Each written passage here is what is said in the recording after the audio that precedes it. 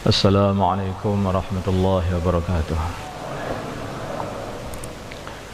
Innal hamdalillah nasta'inuhu wa nastaghfiruhu wa nu'minu bihi wa natawakkalu alayhi wa na'udzu bihi min shururi anfusina wa min sayyiati a'malina.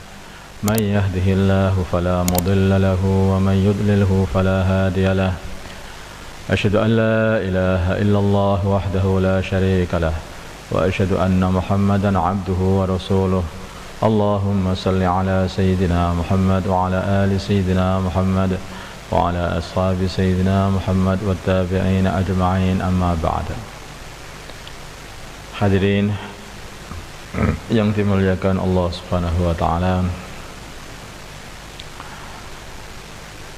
di dunia ini adalah tempat ujian. Dan semua ujian itu rasanya tidak enak. Wong tanahnya ujian.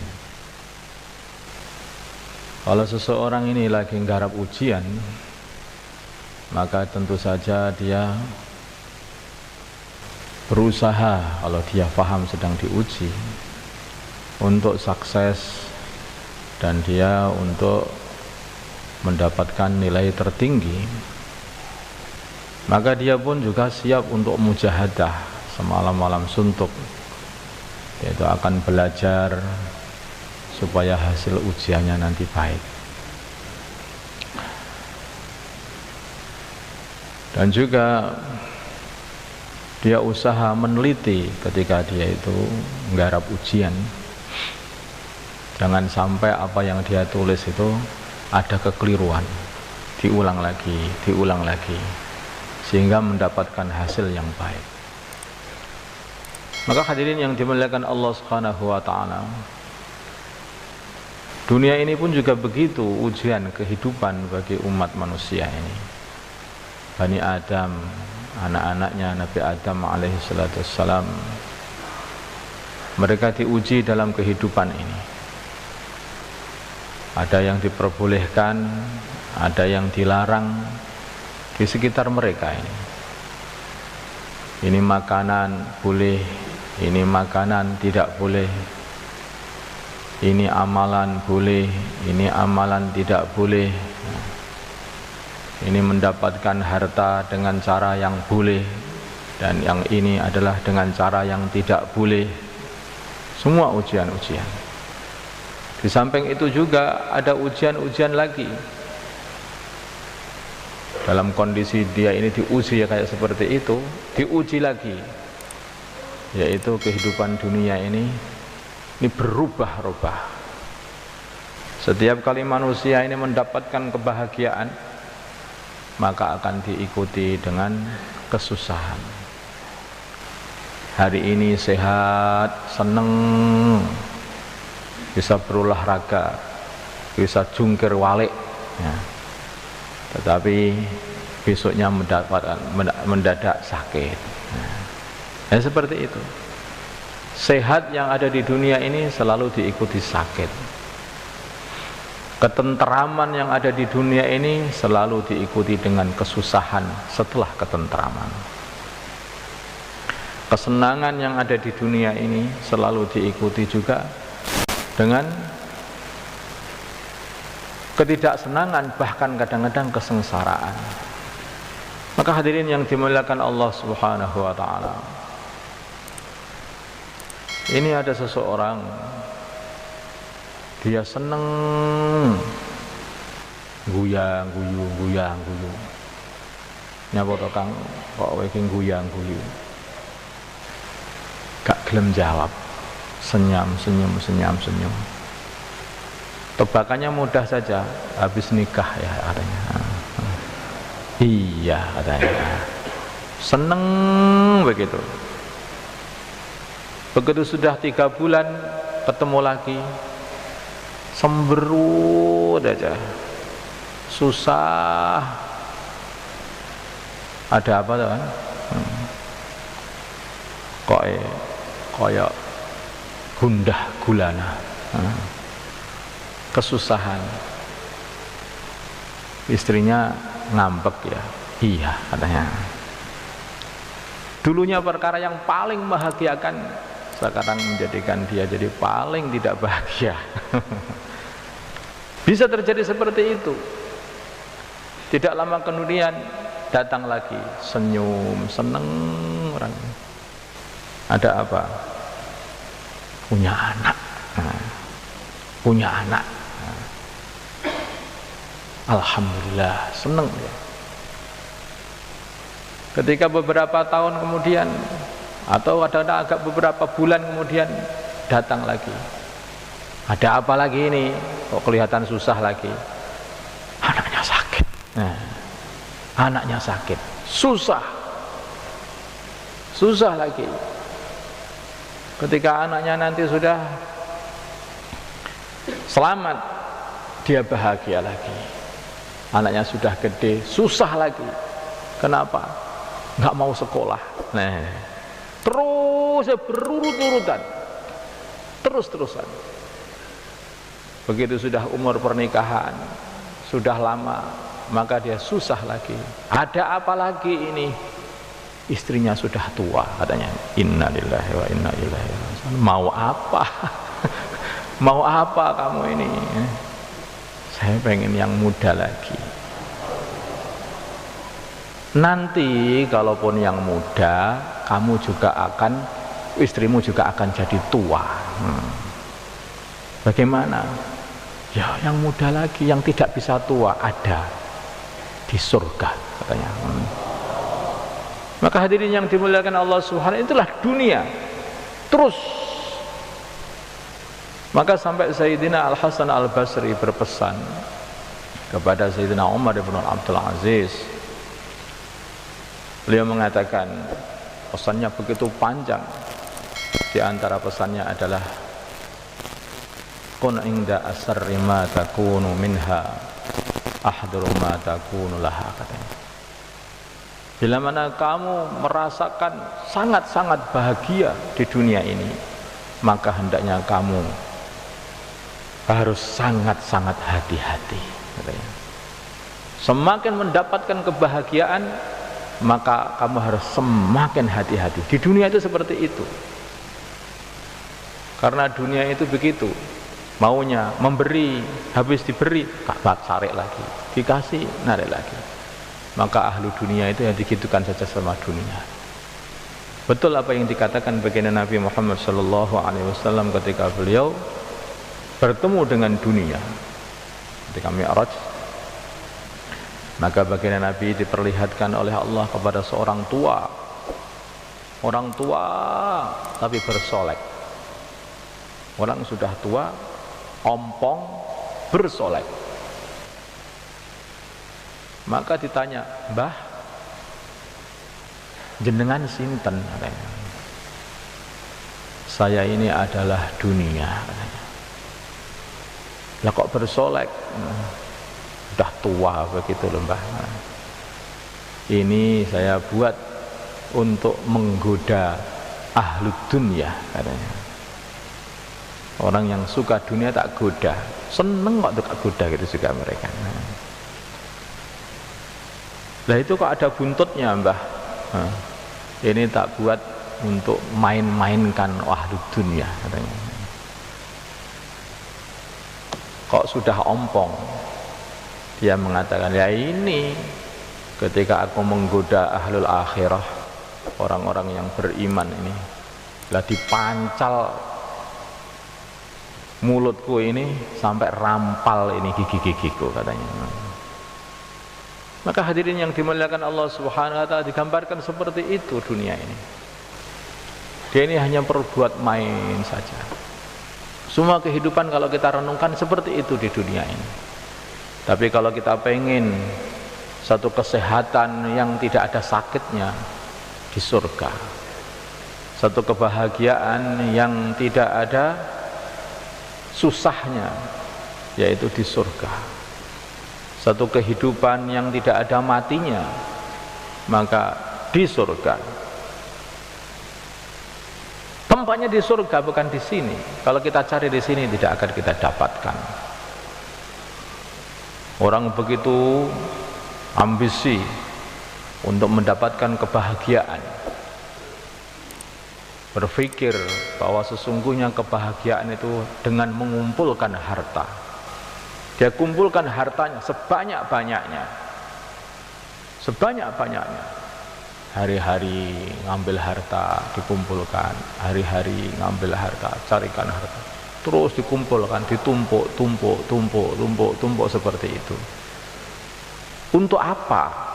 Padahal makanan dia itu hanyalah 3 piring. Padahal pakaian dia itu hanyalah 1 style pakaian saja. Padahal tempat tidur dia itulah hanyalah 1 tempat yang cukup untuk tidur dan bolak-balik begitu saja. Untuk apa dia buat seperti itu? Dia capek betul untuk mengumpulkan dunia. Belum puas dia mengumpulkan dunia, mendadak datang malakul maut mencabut nyawa dia. Sekarang waktunya untuk berangkat. Waktunya untuk berangkat. Loh, lah duniamu kan sudah kamu pakai 3 piring nasi setiap hari. Lah pakaianmu kan sudah kamu pakai. Ya hanya pakaian yang kamu pakai itu saja. Nah yang itu bukan punyamu. Harta yang kamu kumpulkan itu bukan punyamu. Itu adalah punya orang lain. Pakaian yang kamu simpan di lemari itu bukan punyamu. Itu adalah punya orang lain. Kendaraanmu yang hebat-hebat itu bukan punyamu. Tidak ada seorang pun yang memasukkan mobilmu ke dalam kuburmu. Mesti akan dijawab seperti itu. Istrimu kawin lagi katanya. Hanya itu saja jawabannya. Anak-anakku mana? Anak-anakmu mereka tidak akan memedulikan kamu lagi karena sudah kamu didik untuk memperdulikan dunia, bukan untuk memperdulikan kamu. Maka hadirin yang dimuliakan Allah Subhanahu wa taala, ketika itulah maka sudah pucat pasi amalanku. Kamu telah melalaikan amalan, sudah kamu tidak akan dapat teman dari amalan-amalan kamu. Habis kalau orang seperti itu, sudah habis. Makanya orang yang pintar bagaimana? Orang yang pintar itu hanya mengambil secukupnya dari dunia ini. Tempat juga secukupnya untuk berteduh, pakaian secukupnya, harta secukupnya untuk memberi nafkah kepada keluarganya.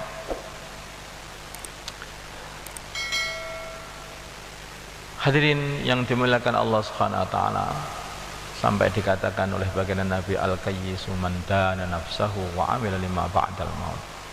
Orang yang pintar itu orang yang mampu menundukkan kehendak dirinya ini dan dia amal untuk perkara setelah kematian ini, untuk akhirat. Itu orang yang pintar. Orang yang pintar. Maka dia ambil secukupnya makanan, dia ambil secukupnya pakaian, dia ambil secukupnya tempat, dia kerja habis-habisan untuk akhirat. Ini orang yang pintar. Tahajudnya habis seluruh malam buat untuk ibadah kalau mampu, atau sedikit waktu saja yang digunakan untuk beristirahat pada waktu malam. Kanu qalilan minal laili ma yahja'un wa bil ashari hum yastaghfirun. Malam-malamnya dibuat untuk ibadah. Kerjanya yaitu untuk apa? Ini kerjaku. Ini kerjaku. Aku sudah makan, aku sudah punya tempat untuk berteduh, maka kerjaku adalah beribadah. Mana bayaranmu? Bayaranku nanti di akhirat. Bayaranku nanti di akhirat. Ini orang-orang yang pintar seperti itu. Maka hadirin yang dimuliakan, orang yang seperti ini nanti bila mana datang malakul maut, maka ketika malakul maut berkata kepada dia, mari berangkat. maka jawabannya tentu akan mudah. Dia akan mengatakan, apakah sudah waktunya untuk ambil bayaran? Ya, sekarang sudah waktunya untuk ambil bayaran. Ya seperti itu. Dan kamu tidak perlu khawatir lagi, kamu tidak perlu susah lagi, beres kabeh katanya. Innal ladzina qalu rabbuna Allah thumma istaqamu tatanazzalu alaihimul malaikatu alla takhafu wa la tahzanu wa abshiru bil jannati allati kuntum tu'adun nahnu awliya'ukum fil hayatid dunya wa fil akhirah wa lakum fiha ma tashtahi anfusukum wa lakum fiha ma tad'un nuzulan min ghafurir rahim. Ahli istiqamah amal itu nasibnya seperti itu nantinya. Orang yang mengatakan Rabbi Allah, Tuhanku adalah Allah, terus istiqamah, maka dia nanti kalau mati akan didatangi oleh para malaikat. Rohnya disambut oleh para malaikat. Malaikat akan berkata kepada orang ini, la takhafu wa la tahzanu. Tidak perlu khawatir kamu, tidak perlu susah. Masalahmu ke depan enak. Anak cucumu yang kamu tinggalkan diselesaikan semua oleh Allah Subhanahu wa taala, dirawat oleh Allah. Dulu kamu di dunia selalu berdoa, Rabbana hab lana min azwajina wa dzurriyyatina qurrata a'yun waj'alna lil muttaqina imama.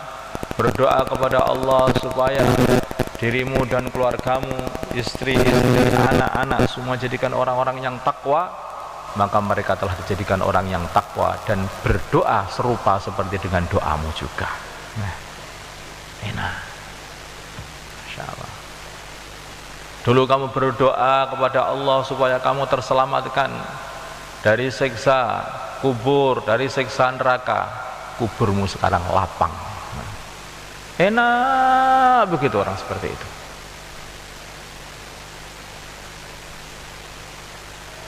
Wa abshiru bil jannati allati kuntum tu'adun. Terimalah kabar gembira dengan masuk surga yang mana dulunya kalian telah dijanjikan oleh Allah untuk dimasukkan surga bila takwa kepada Allah. Masuk surga.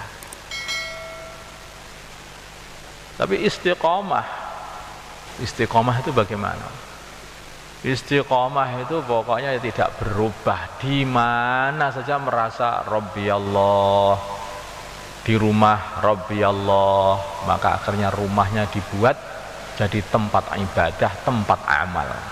Tuhanku adalah Allah, maka di rumah ini pun Tuhanku Allah, rumah ini pun aku jadikan untuk beramal, untuk mendapatkan ridha Allah.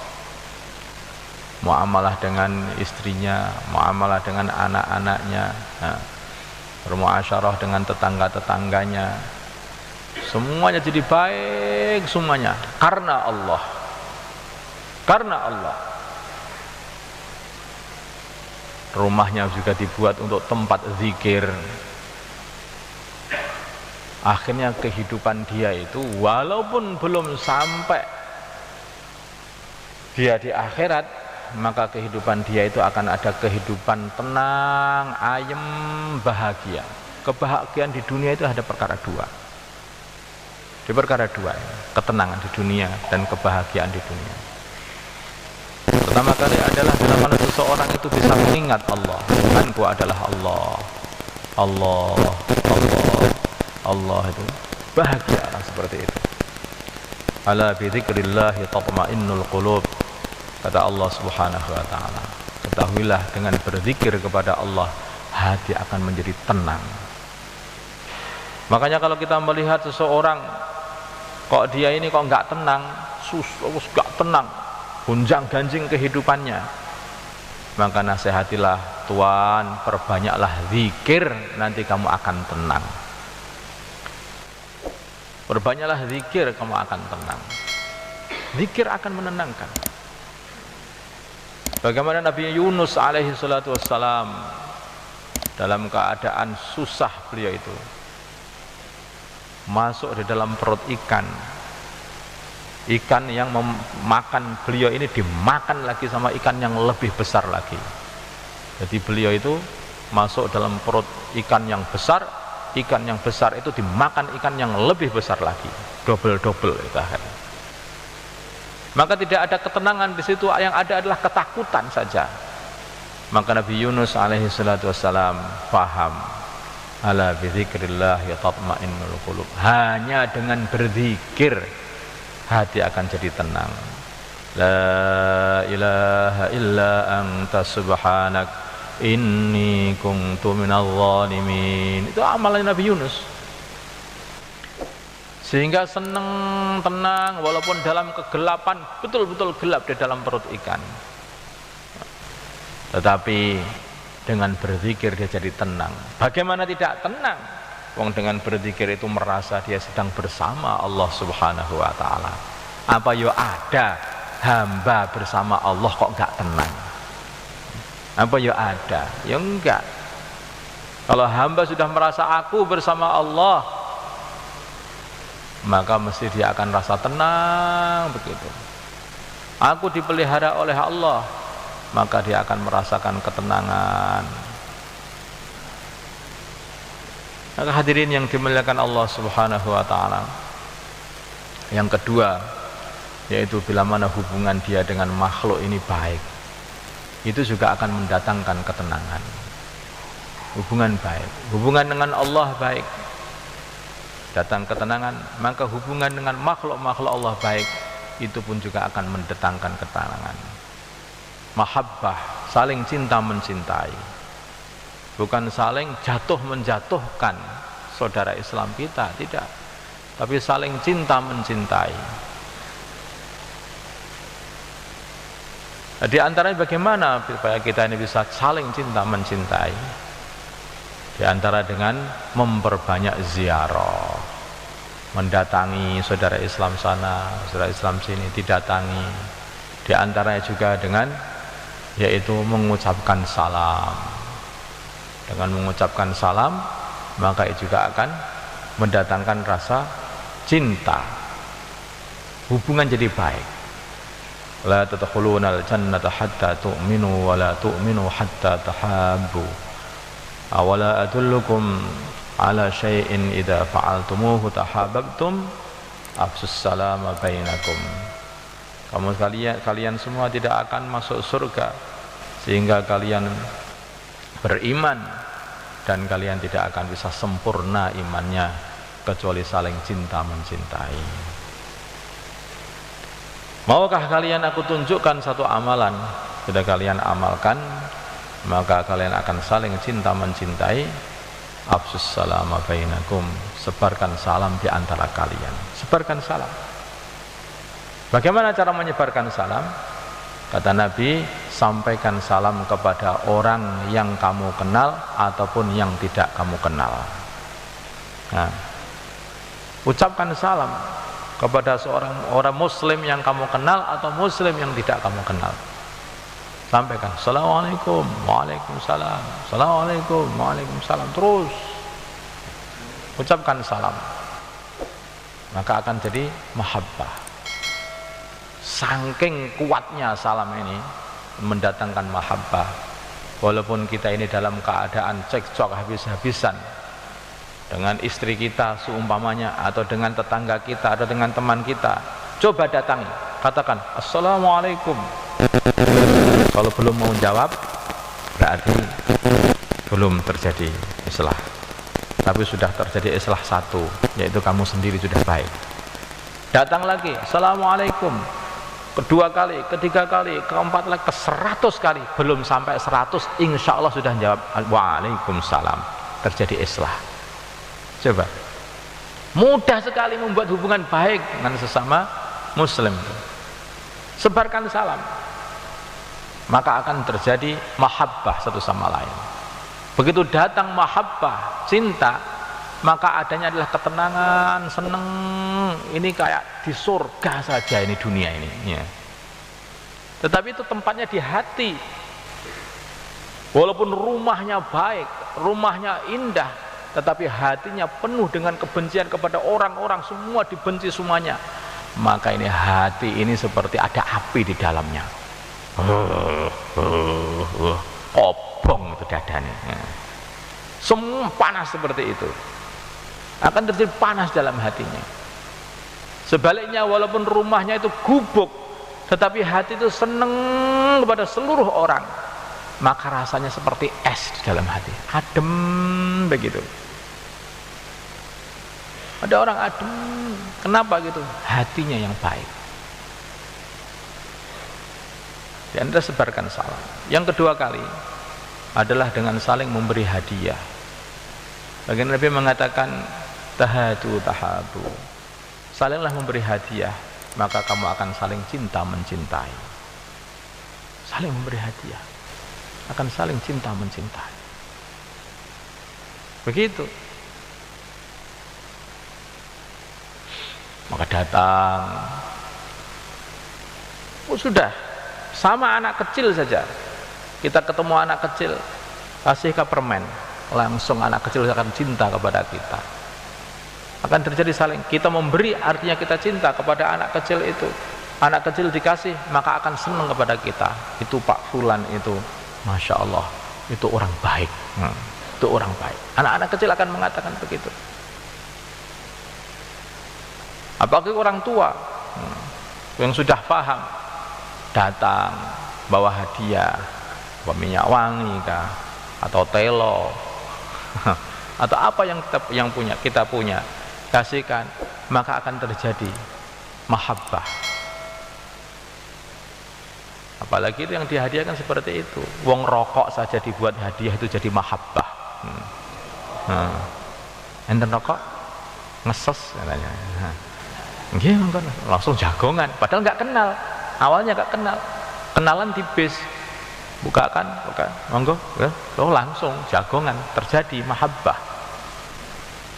Tahadu tahabu, betul apa yang dikatakan baginda Nabi. Saling memberi hadiah akan datang, yaitu mahabbah. Salam memberi hadiah. Kemudian yang nomor 3 adalah dengan berdoa, dengan doa. Di antara doa yang diajarkan oleh baginda Nabi yaitu doa Allahumma inni as'aluka hubbak wa hubba man yuhibbuk wa hubba amal alladhi yuballighuni hubbak. Ya Allah, aku minta kepada Engkau supaya aku ini dapat mencintaimu atau juga Engkau mencintai aku. Dan aku minta kepada Engkau supaya Engkau jadikan hatiku mencintai orang-orang yang mencintaimu.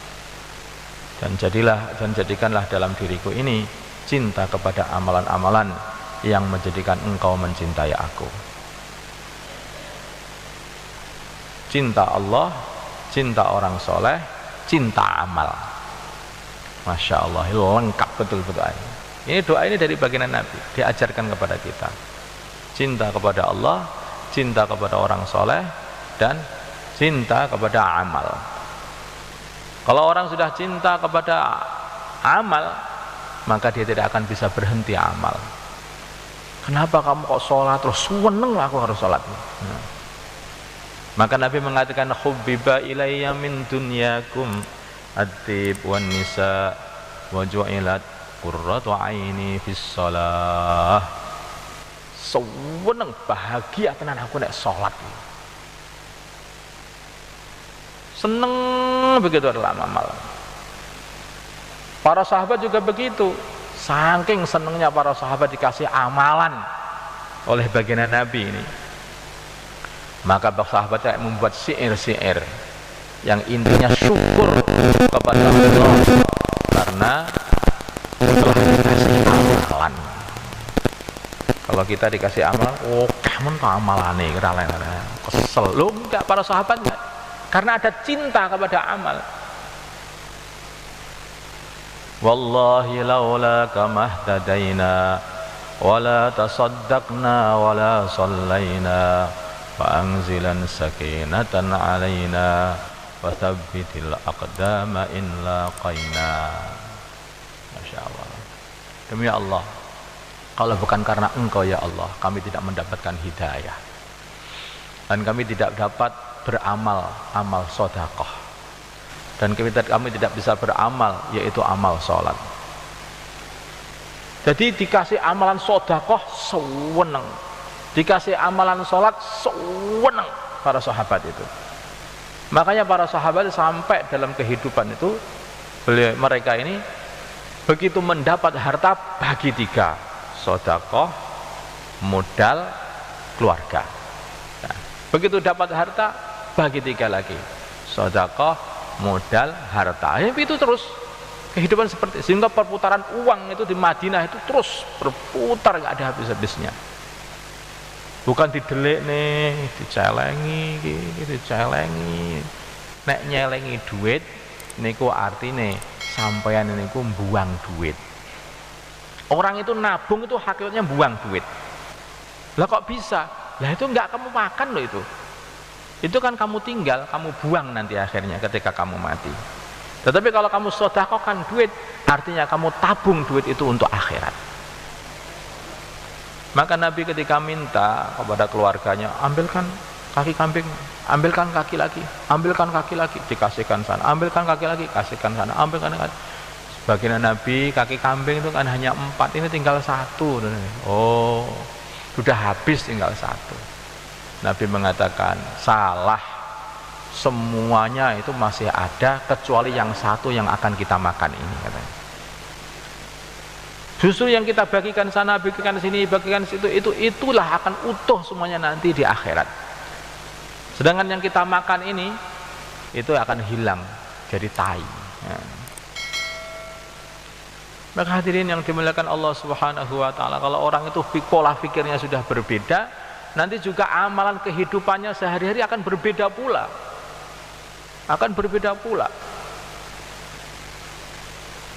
Coba ini, kalau orang itu berpikir semua ini adalah yang menggerakkan Allah. Ada orang datang nempeleng dia, gitu. Alhamdulillah, hari ini dosaku apa ya? Kok aku ditempeleng sama Gusti Allah lewat orang ini, katanya. Ini mungkin ini jadi sebagai kifarah dosa hari ini. Tetapi kalau orang itu nggak ingat kepada Allah, tempeleng wani ya gue. Nantang ya. Berbeda, kehidupan akan berbeda, akhlak akan berbeda. Dikarenakan apa? Bedanya hati, bedanya keyakinan. Maka ala bizikrillahi tatmainnul qulub. Kembali lagi seperti itu. Kalau orang itu ingat kepada Allah, hatinya tenang. Ditempiling bareng ya tenang. Alhamdulillah. Maka Nabi Isa alaihissalatu wassalam ditanya, wahai Ruhullah, kenapa engkau ini mempunyai akhlak begitu indah? Kenapa kok seperti itu? Maka Nabi Isa mengatakan, aku itu lihat kalau orang itu tidak suka, lihat orang, kalau orang itu kok tidak suka dibuat begini begitu, maka tak tinggalkan. Maka Nabi Isa itu pengennya hanya menyenangkan orang. Ada orang kalau ditempeleng pipi kanannya, maka beliau pengen nyeneng, yang kiri belum, monggo silahkan. Begitu. Yang diyakini apa? Pengen nyeneng wong Islam, pengen nyeneng orang. Begitu. Maka hadirin yang dimuliakan Allah Subhanahu wa taala, kalau kehidupan Islam ini wujud di dalam masyarakat Islam, masyarakat Islam sudah ada, tapi kehidupan Islami mungkin belum sempurna, maka manusia ini akan berbondong-bondong masuk Islam karena melihat keindahan. Kalau di situ ada satu kebun yang ditata rapi, indah, maka akan berbondong-bondong orang datang ke kebun situ untuk melihat keindahan itu dan akan merasakan wanginya bunga-bunga yang ada di kebun itu. Dan dia pulang akan terkesan pengen membuat kebun yang seperti itu. Demikian juga kalau manusia ini melihat keindahan yang ada di kehidupan umat Islam, masyarakat Islam ini, maka mereka akan melihat, mereka akan betah selalu melihat orang-orang Islam, dan kemudian dia pulang membawa iman, pengen masuk Islam.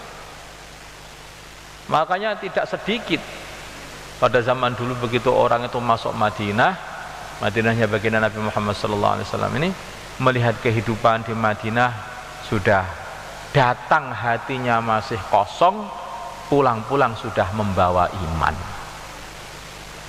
Jajanmu apa Pak? Jajanku la ilaha illallah Muhammadur Rasulullah. Ya begitu. Allahu Akbar, Allahu Akbar, asyhadu an la ilaha illallah. Azan. Kok indah banget ya azan ini. Enak. Kalau artinya ngomong Arab ya sudah paham. Tapi ketika dilantunkan oleh orang ahlul imannya sing mantep tenan, Sayyidina Bilal, maka pulangnya langsung, terus aku tak tuku iki apa jenenge? Niku jenenge syahadat. Piye carane? Sampean katakanlah asyhadu alla ilaha illallah wa anna Muhammad Rasulullah, pulang membawa syahadat. Maka seneng mereka paham pokoknya kalau dengan syahadat ini kehidupan akan berubah. Ya memang betul, itu wujud di dalam kehidupan Madinah pada zaman baginda Nabi Muhammad SAW. Demikian juga kalau hari ini kita wujudkan kehidupan seperti itu, akhlak yang baik, tumaknina, saling kasih, saling sayang menyayangi, saling memberikan salam, saling memberi hadiah. Pokoknya orang itu hanya seneng saja. Maka orang yang tidak kenal iman ketika melihat langsung, aku pengen punya yang kayak begini ini. Apa ini? Ini adalah asyhadu alla ilaha illallah wa anna Muhammad Rasulullah. Jangan sampai seperti cerita itu. Diceritakan seseorang mengatakan, kamu orang Islam, kamu mau dakwah kemana? Apa yang kamu ajak? Saya mengajak supaya orang itu masuk Islam semuanya. Lah Islam itu mana? Ya ini Islam. Ini enggak ada Islam. Islam yang ada di buku. Ini bukan kehidupan Islam. Bagaimana kita bisa menjawab seperti itu kalau saudara mengatakan? Sebaliknya kalau kita sudah nampakkan kehidupan Islam, akhlak Islami, mahabbah Islami, maka hadirin yang dimuliakan Allah Subhanahu wa taala, maka manusia-manusia akan berbondong-bondong pengen menirukannya, pengen mengambilnya. Kenapa di surga ini orang ahli surga itu orang yang paling tenang, paling bahagia? Apa adanya surga itu? Apa? Ada apa di surga itu? Orang kok jadi tenang? Apakah surga ini tenang gara-gara itu harta yang ada di surga sana? Bukan itu sebetulnya. Ada satu perkara yang membuat ahli surga seneng begitu. Itu harta itu bagian yang nomor kesana. Tetapi ada perkara yang seneng gitu ya. Apa? Ahli surga itu dikasih ilham oleh Allah berzikir. Wa yulhamuna dzikra kama yulhamunan nafas. Dikasih ilham oleh Allah untuk selalu berzikir seperti kita bernafas ini. Dia selalu berzikir Allah, Allah, Allah terus ahli surga. Seperti nafas. Adakah orang yang lupa nafas? Ada yang lupa nafas ini? Enggak ada yang lupa nafas. Istiqomah kula tesih nafas kula. Jajal. Ngomong istiqomah zikir. Terus kados pundi? Masih akan tenang. Pertama kali ini semua ahli surga itu ahli zikir. Di sana itu dijadikan mereka itu nafasnya itu bareng sama zikir.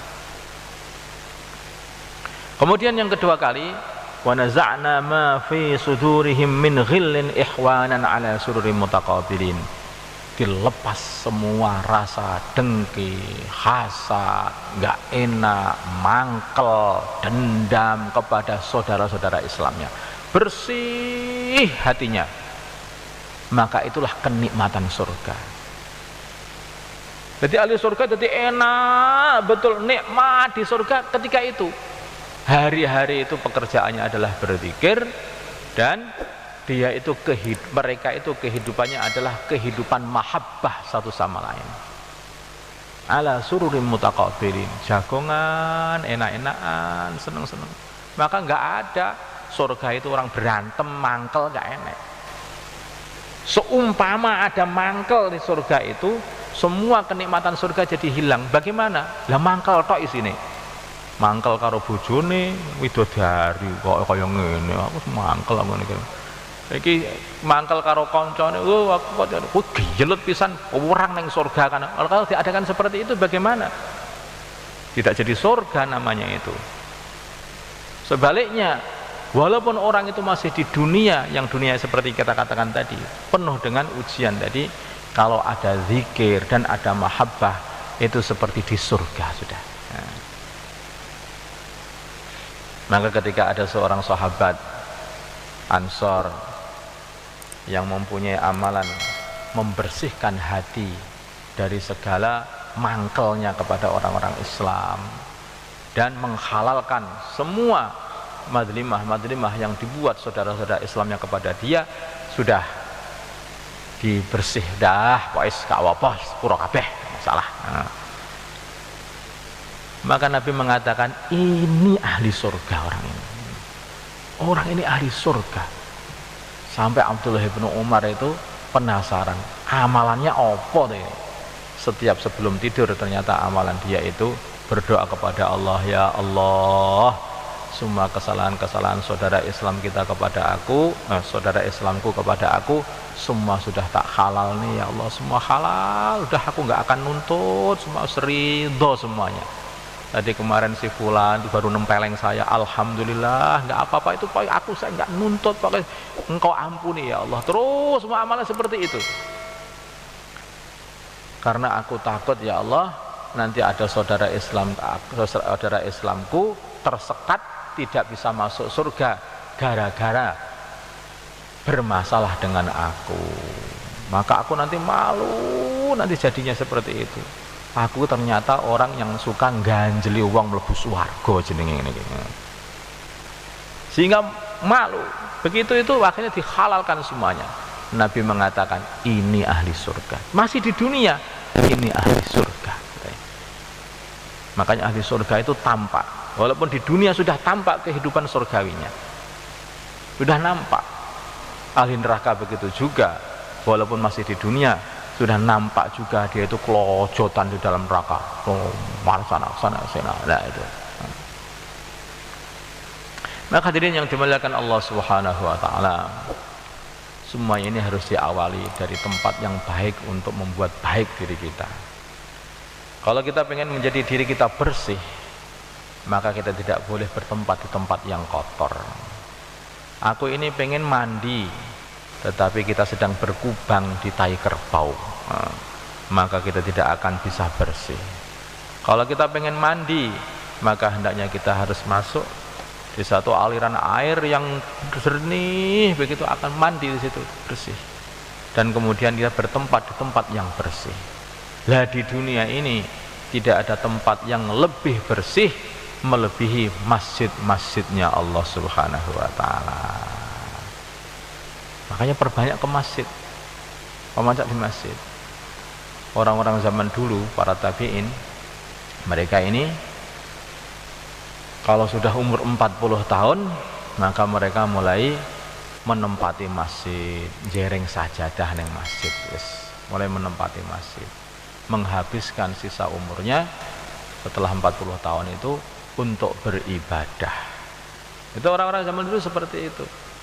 Makanya tambah tua itu tambah makbul, tambah tua tambah mandi, ya.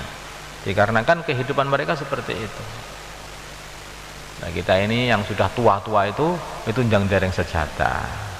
Lah yang muda-muda ini kita tidak tahu, banyak anak-anak muda yang sama mati loh. Hati-hati. Nah. Maka muda pun juga mati, tua pun juga mati. Maka semuanya harus persiapan. Kalau ada anak muda yang dia itu mudanya saja dibuat untuk ibadah, maka akan dikasih tempat khusus oleh Allah Subhanahu wa taala. Wasyabun nasa'a fi ibadatillah. Seorang pemuda yang tumbuh di dalam ibadah kepada Allah, menghamba kepada Allah, akan dikasih tempat khusus, dikasih naungan oleh Allah Subhanahu wa taala dikala tidak ada naungan selain naungan Allah Subhanahu wa taala. Khusus ini. Maka siapa yang menyiapkan dirinya untuk yaitu i'tikaf di masjid Allah Subhanahu wa taala 4 bulan ataupun 40 hari, angkat tangan. Monggo, Pak. Nah, mana ya? Niat aja, Pak. 4 bulan atau 40 hari di masjid-masjid Allah untuk membersihkan diri kita ini. Nah, untuk mentarbiah diri kita sebersih-bersihnya. Karena untuk membersihkan diri itu waktunya hanya di dunia ini. Kalau sudah di akhirat kita tidak akan bisa membersihkan lagi. Itu sudah dicap di sana itu. Nggak bisa. Waktunya membersihkan ya di sini, waktunya ngotori bukan di sini juga. Waktunya di sana. Di sana itu adalah untuk pembalasan.